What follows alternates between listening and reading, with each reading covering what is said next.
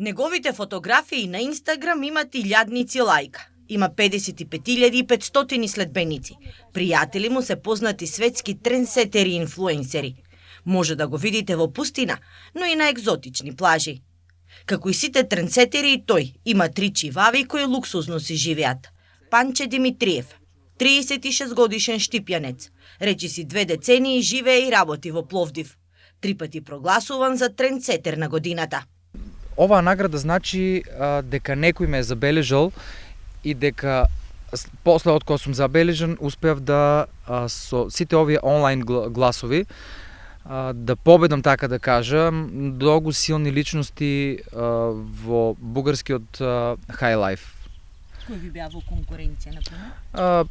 100 кила, еден од најпознатите рапери, најпознатиот стилист Добромир Кирјаков во Бугарија, најпознатиот писател Дилов и многу други. Што всушност значи зборот трендсетер? Јас сакам овој збор да го да му придадам ново значење.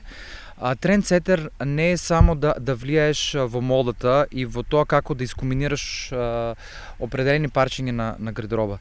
Со самиот трендсетер сакам да покажам дека луѓето треба да се малку поотворени кон целиот кон се што се случува.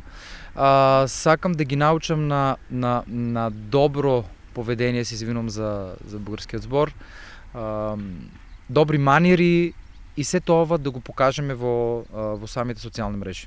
Но високата мода и екстравагантните фотографии му се само хоби. По вокација е ортопед-травматолог.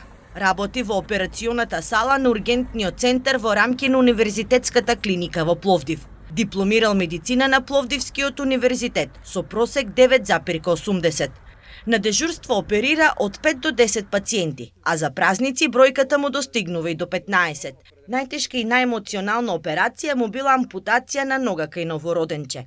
За тоа како еден ортопед-хирург си го нашол местото во високата мода, вели: Може би самата професија на ортопедија и травматологија, целата хирургија е доста професија со којато бара голема дисциплина, голема одговорност и од една страна колку потешки се моите клинични случаи и операции, може би мојот имидж и она што го покажам во Инстаграм е поекстравагантен. Инаку не знам, може би уште мал сум бил поразличен со тоа да покажувам поразлични комбинации и некој собствен стил.